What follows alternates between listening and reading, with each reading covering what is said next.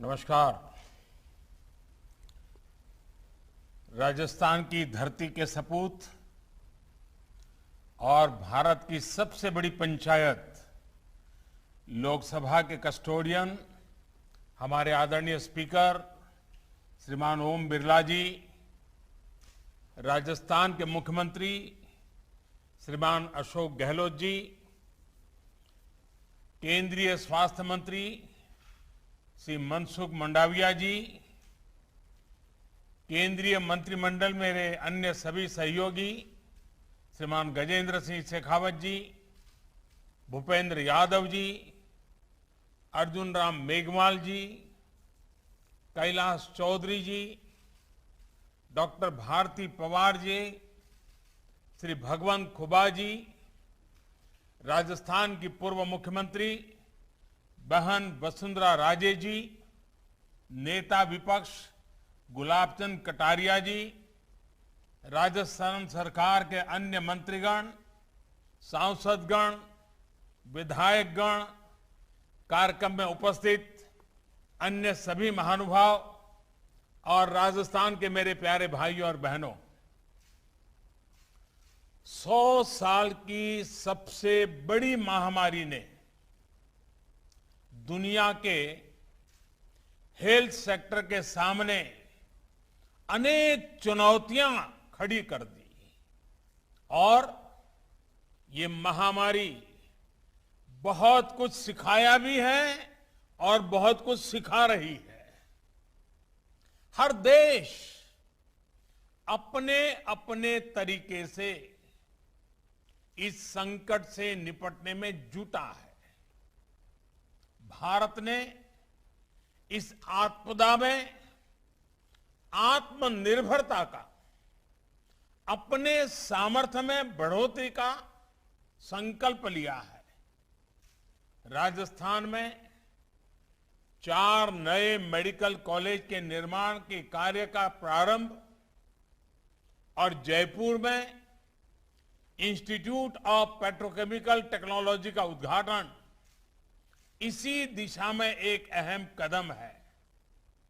मैं राजस्थान के सभी नागरिकों को बहुत बहुत बधाई देता हूं और आज मुझे राजस्थान के इस विशेष कार्यक्रम में वर्चुअली मिलने का मौका मिला है, तो मैं राजस्थान के उस बेटे बेटियों का भी अभिनंदन करना चाहता हूं जिन्होंने ओलंपिक में हिंदुस्तान का झंडा गाड़ने में अहम भूमिका निभाई है। वैसे मेरे राजस्थान के बेटे बेटियों को भी मैं आज फिर से एक बार बधाई देना चाहता हूं। आज जब ये कार्यक्रम हो रहा है तब जयपुर सहित देश के 10 सीपेट सेंटर्स में प्लास्टिक और उससे जुड़े वेस्ट मैनेजमेंट रूल्स को लेकर जागरूकता कार्यक्रम भी चल रहा है।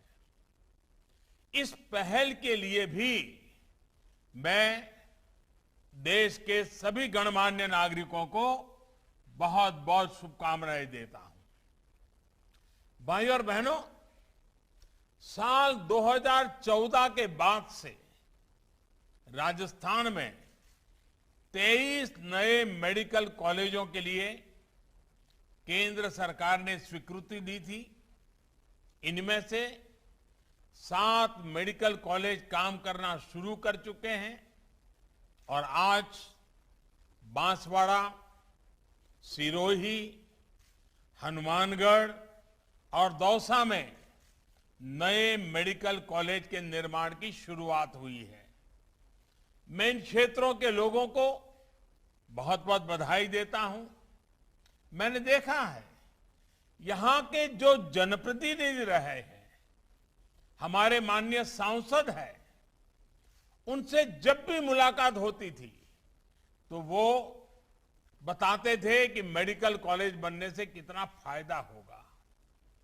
चाहे सांसद मेरे मित्र भाई कनकमल कटारा जी हो, हमारी सीनियर एमपी बहन जसकौर मीणा जी हो, मेरे बहुत पुराने साथी भाई निहाल चंद चौहान जी हो या हमारे आधे गुजराती आधे राजस्थानी ऐसे भाई देवजी पटेल हो, आप सभी राजस्थान में मेडिकल इंफ्रा को लेकर काफी जागरूक रहे हैं। मुझे विश्वास है इन नए मेडिकल कॉलेज का निर्माण राज्य सरकार के सहयोग से समय पर पूरा होगा। साथियों, हम सभी ने देखा है कि कुछ दशक पहले देश की मेडिकल व्यवस्थाओं का क्या हाल था। 2001 में, आज से 20 साल पहले, जब मुझे गुजरात ने मुख्यमंत्री के तौर पर सेवा का अवसर दिया, तो हेल्थ सेक्टर की स्थिति वहां की भी बहुत चुनौतियों से भरी हुई थी। चाहे वो मेडिकल इंफ्रास्ट्रक्चर हो, मेडिकल शिक्षा हो या फिर इलाज की सुविधाएं हो, हर पहलू पर तेजी से काम करने की जरूरत थी। हमने चुनौती को स्वीकारा और मिलकर स्थितियों को बदलने की कोशिश की। गुजरात में उस समय मुख्यमंत्री अमृतम योजना के तहत गरीब परिवारों को 2 लाख रुपए तक के मुफ्त इलाज की सुविधा शुरू की गई थी। गर्भवती महिलाओं को अस्पतालों में डिलीवरी के लिए चिरंजीवी योजना के तहत प्रोत्साहित किया गया, जिससे माताओं और बच्चों का जीवन बचाने में बहुत अधिक सफलता मिली। मेडिकल शिक्षा के मामले में भी बीते 2 दशकों के अथक प्रयासों से गुजरात ने मेडिकल सीटों में लगभग 6 गुना वृद्धि दर्ज की है। साथियों, मुख्यमंत्री के रूप में देश के हेल्थ सेक्टर की जो कमियां मुझे अनुभव होती थी, बीते 6-7 सालों से उनको दूर करने की निरंतर कोशिश की जा रही है। और हम सबको मालूम है, हमारा संविधान के तहत जो फेडरल स्ट्रक्चर की व्यवस्था है, उसमें हेल्थ ये राज्य का विषय है, राज्य की जिम्मेवारी है। लेकिन मैं राज्य का मुख्यमंत्री रहा लंबे समय तक, तो क्या कठिनाइयां हैं वो मुझे मालूम थी। तो मैंने भारत सरकार में आकर के, भले दायित्व राज्य का हो तो भी उसमें बहुत सारे काम करने चाहिए भारत सरकार ने, और उस दिशा में हमने प्रयास शुरू किया। हमारे यहां एक बड़ी समस्या ये थी कि देश का हेल्थ सिस्टम बहुत ही अधिक टुकड़ों में बटा हुआ था। अलग अलग राज्यों के मेडिकल सिस्टम में राष्ट्रीय स्तर पर कनेक्टिविटी और कलेक्टिव अप्रोच का अभाव था। भारत जैसे देश में जहां बेहतर स्वास्थ्य सुविधाएं राज्य की राजधानियां या कुछ मेट्रो सिटी तक ही सीमित थी, जहां गरीब परिवार रोजगार के लिए एक राज्य से दूसरे राज्य जाते हैं, वहां राज्य की सीमाओं तक सिमटी स्वास्थ्य योजनाओं से बहुत लाभ नहीं हो पा रहा था। इसी प्रकार प्राइमरी हेल्थ केयर और बड़े अस्पतालों में भी एक बहुत बड़ा गैप नजर आता था। हमारी पारंपरिक चिकित्सा पद्धति और आधुनिक चिकित्सा पद्धति के बीच भी तालमेल की कमी थी। गवर्नेंस की इन कमियों को दूर किया जाना बहुत जरूरी था। देश के स्वास्थ्य सेक्टर को ट्रांसफॉर्म करने के लिए हमने एक राष्ट्रीय अप्रोच, एक नई राष्ट्रीय स्वास्थ्य नीति पर काम किया। स्वच्छ भारत अभियान से लेकर आयुष्मान भारत और अब आयुष्मान भारत डिजिटल मिशन तक, ऐसे अनेक प्रयास इसी का हिस्सा है। आयुष्मान भारत योजना से ही अभी तक राजस्थान के लगभग 3.5 लाख लोगों का मुफ्त इलाज हो चुका है। गांव देहात में स्वास्थ्य सुविधाओं को मजबूत करने वाले लगभग 2,500 हेल्थ एंड वेलनेस सेंटर आज राजस्थान में काम करना शुरू कर चुके हैं। सरकार का जोर प्रिवेंटिव हेल्थ केयर पर भी है। हमने नया आयुष मंत्रालय तो बनाया ही है। आयुर्वेद और योग को भी निरंतर बढ़ावा दे रहे हैं। भाई और बहनों, एक और बड़ी समस्या मेडिकल इंफ्रास्ट्रक्चर के निर्माण की धीमी गति की भी रही है। चाहे एम्स हो, मेडिकल कॉलेज हो या फिर एम्स जैसे सुपर स्पेशलिटी अस्पताल हो, इनका नेटवर्क देश के कोने कोने तक तेजी से फैलाना बहुत जरूरी है। आज हम संतोष के साथ कह सकते हैं कि 6 एम्स से आगे बढ़कर आज भारत 22 से ज्यादा एम्स के सशक्त नेटवर्क की तरफ बढ़ रहा है। इन 6-7 सालों में 170 से अधिक नए मेडिकल कॉलेज तैयार हो चुके हैं और 100 से ज्यादा नए मेडिकल कॉलेज पर काम तेजी से चल रहा है। साल 2014 में देश में मेडिकल की अंडर ग्रेजुएट और पोस्ट ग्रेजुएट की कुल सीटें 82,000 के करीब थी। आज इनकी संख्या बढ़कर 1,40,000 सीट तक पहुंच रही है। यानी आज ज्यादा नौजवानों को डॉक्टर बनने का मौका मिल रहा है। आज पहले से कहीं अधिक नौजवान डॉक्टर बन रहे हैं।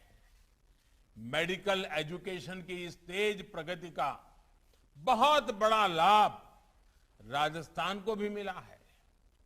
राजस्थान में इस दौरान मेडिकल सीटों में 2 गुनी से भी अधिक बढ़ोतरी हुई है। यूजी सीटें 2,000 से बढ़कर 4,000 से ज्यादा हुई हैं। पीजी सीटें राजस्थान में 1,000 से भी कम थी। आज पीजी सीटें भी 2,100 तक पहुंच रही हैं। भाई और बहनों, आज देश में प्रयास ये है कि हर जिले में एक मेडिकल कॉलेज या फिर पोस्ट ग्रेजुएट मेडिकल एजुकेशन देने वाला कम से कम एक संस्थान जरूर हो। इसके लिए मेडिकल शिक्षा से जुड़ी गवर्नेंस से लेकर दूसरी नीतियां, कानूनों, संस्थानों में बीते वर्षों के दौरान बड़े रिफॉर्म्स किए गए हैं।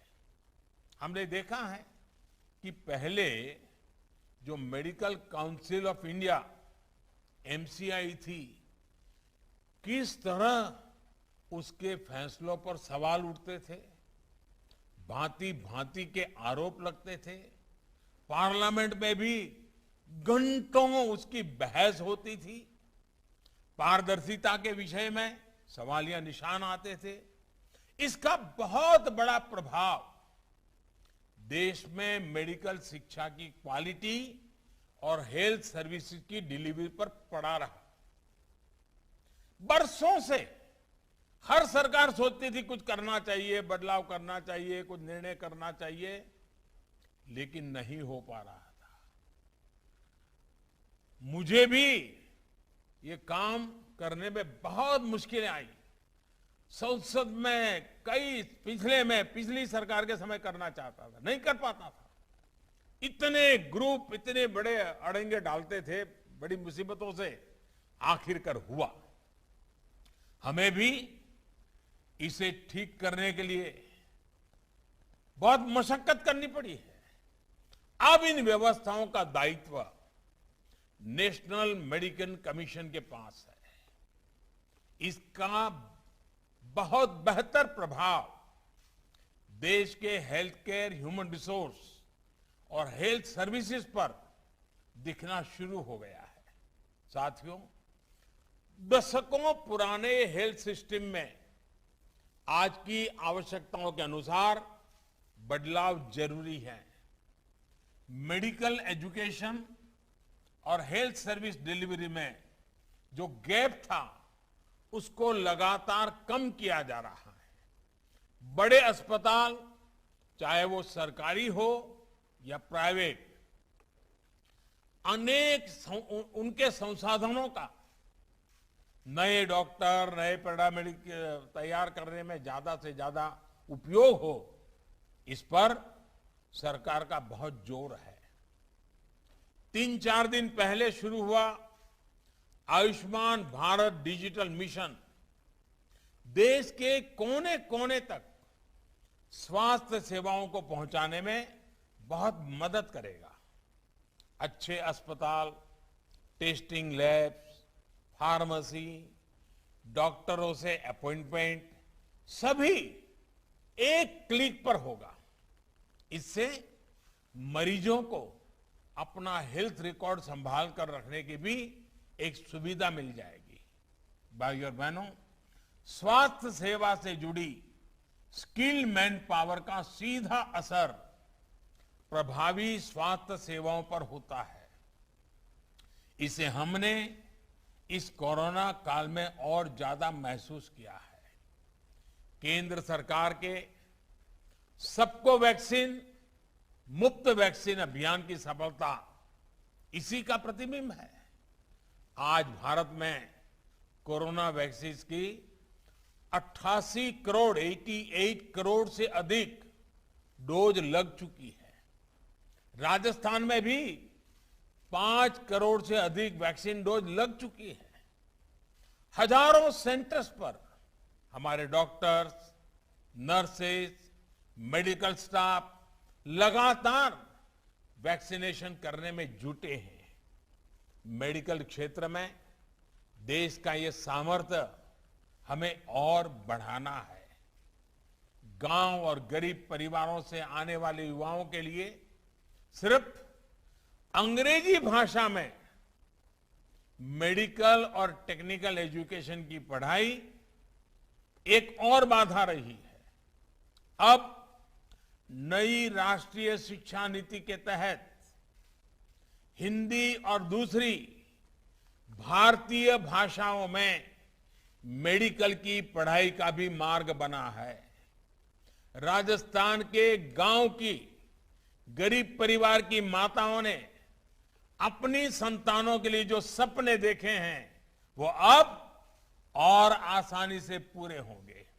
गरीब का बेटा भी, गरीब की बेटी भी, जिसको अंग्रेजी स्कूल में पढ़ने का मौका नहीं मिला है, वो भी अब डॉक्टर बनकर के मानवता की सेवा करेगी। आवश्यक ये भी है कि मेडिकल शिक्षा से जुड़े अवसर समाज के हर हिस्से, हर वर्ग को समान रूप से मिले। मेडिकल शिक्षा में ओबीसी और आर्थिक रूप से कमजोर सामान्य वर्ग के युवाओं को आरक्षण देने के पीछे भी यही भावना है। साथियों, आजादी के इस अमृत काल में उच्च स्तर का कौशल न सिर्फ भारत की ताकत बढ़ाएगा, बल्कि आत्मनिर्भर भारत के संकल्प को सिद्ध करने में भी बड़ी भूमिका निभाएगा।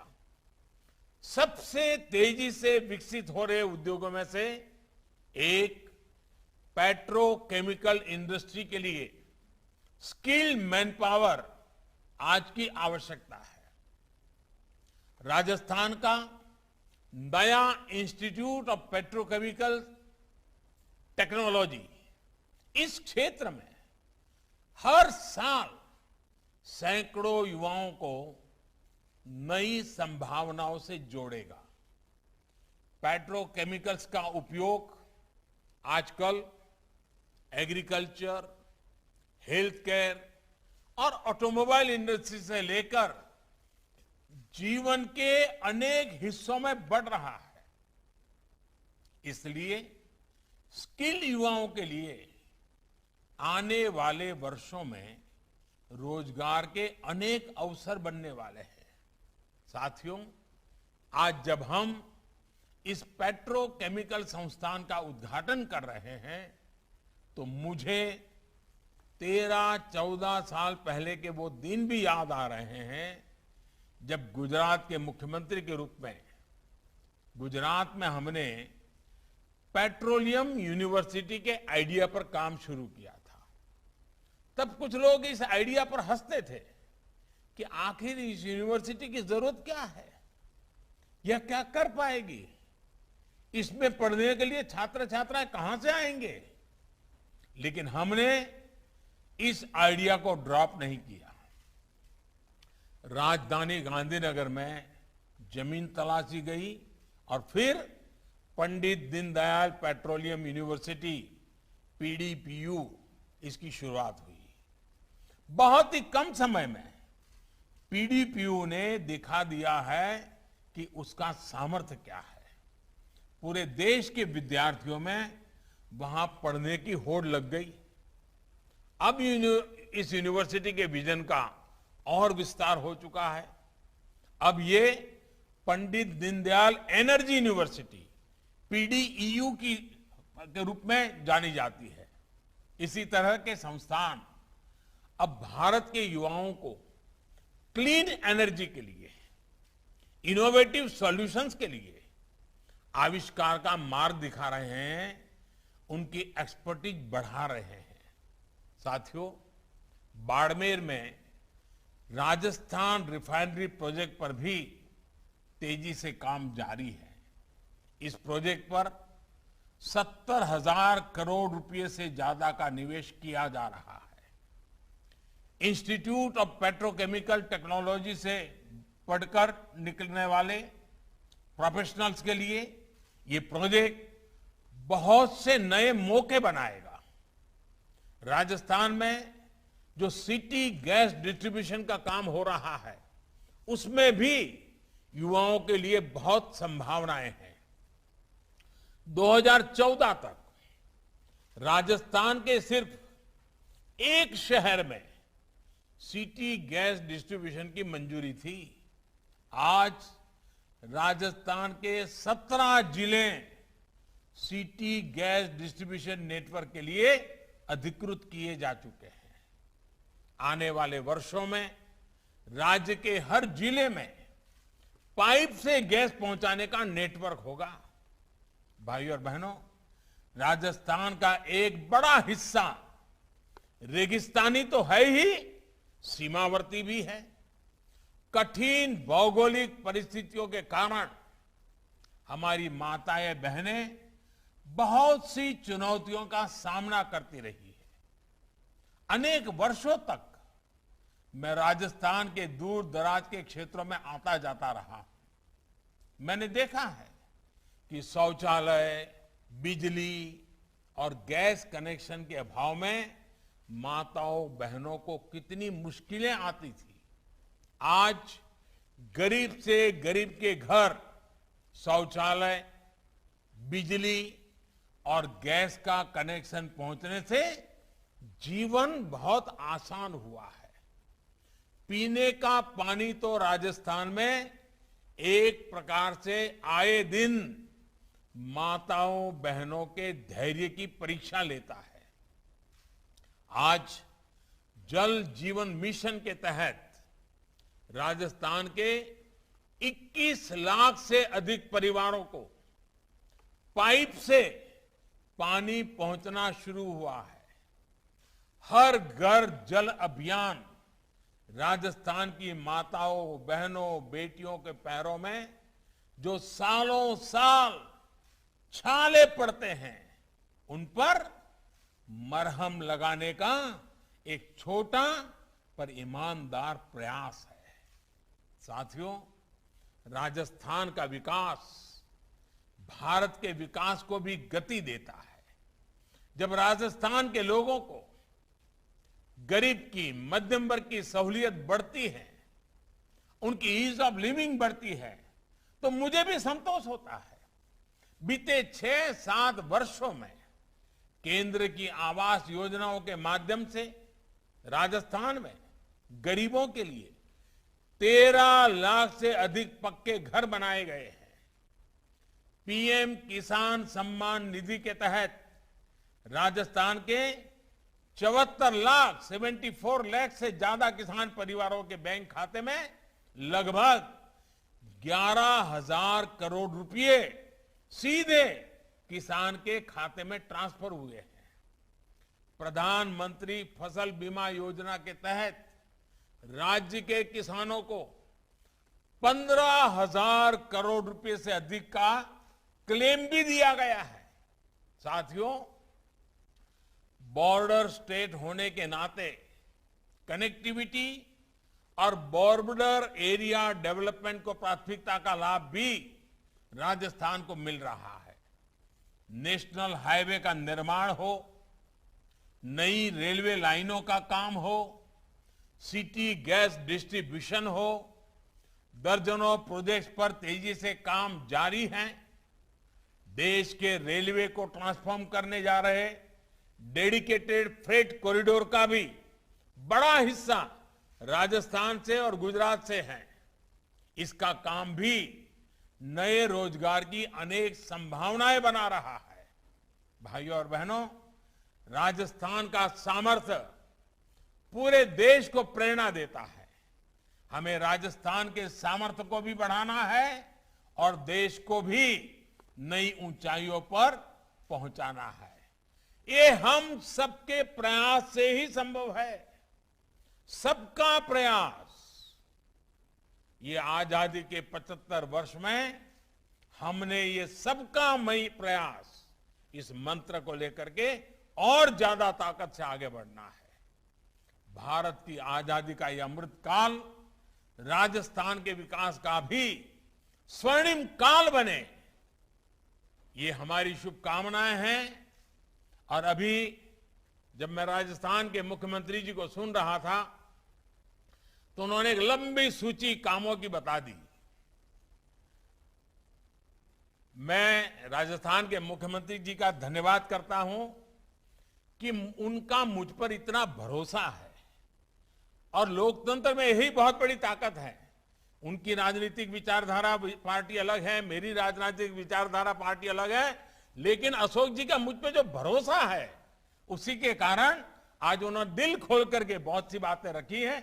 ये दोस्ती, ये विश्वास, ये भरोसा, ये लोकतंत्र की बहुत बड़ी ताकत है।